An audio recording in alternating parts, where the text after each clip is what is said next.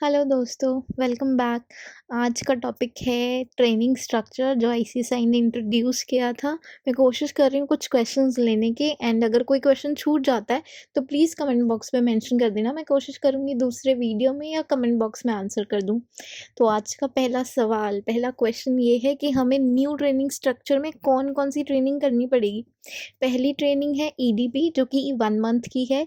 दूसरी ट्रेनिंग है हमारी प्रैक्टिकल ट्रेनिंग जो हम किसी कंपनी या किसी प्रैक्टिसिंग सीएस के पास करेंगे। ये होगी 21 मंथ्स की।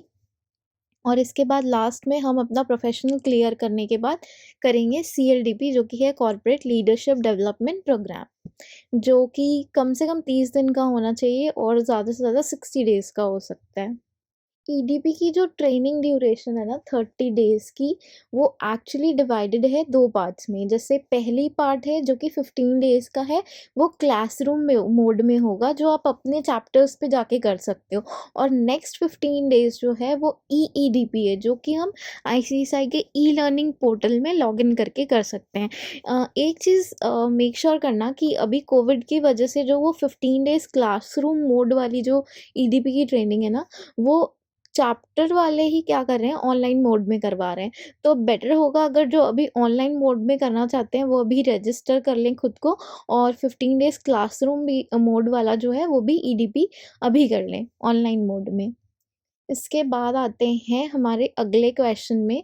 अभी है हमारा 30 डेज़ का ईडीपी, इसके पहले थी 15 डेज़ की ईडीपी और उसके पहले थी 8 डेज़ की ईडीपी। तो जो लोग ओल्ड टू ओल्ड स्ट्रक्चर से हैं 8 डेज़ वाले ईडीपी से, उनको कोई रिलैक्सेशन नहीं मिलेगा ईडीपी में, उन्हें वापस से 30 डेज़ का ईडीपी करना होगा अगर उन्होंने अपनी ट्रेनिंग जो है वो रजिस्टर नहीं करवाई है तो।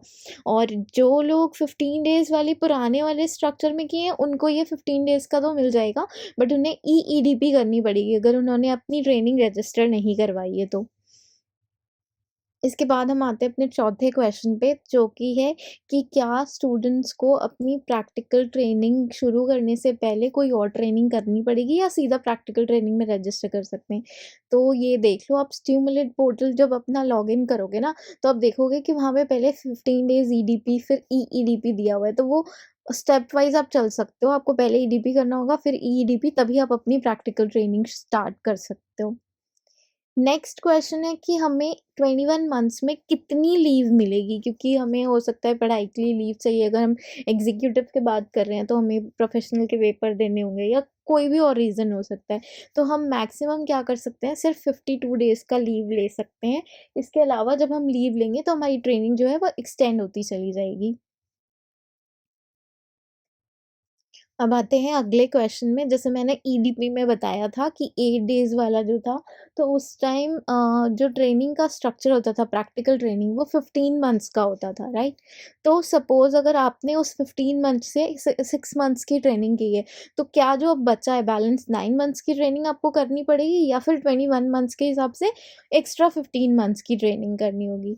तो यहाँ पे इंस्टीट्यूट ने क्लैरिफ़ाई किया है कि ऐसे केस में आपको न्यू ट्रेनिंग स्ट्रक्चर के हिसाब से बैलेंस यानी कि 15 मंथ्स की ट्रेनिंग करनी पड़ेगी, पर उसके पहले आपको 1 मंथ का ईडीपी कंप्लीट करना होगा अगर आपने अपनी रजिस्टर नहीं करवाई है ट्रेनिंग को तो।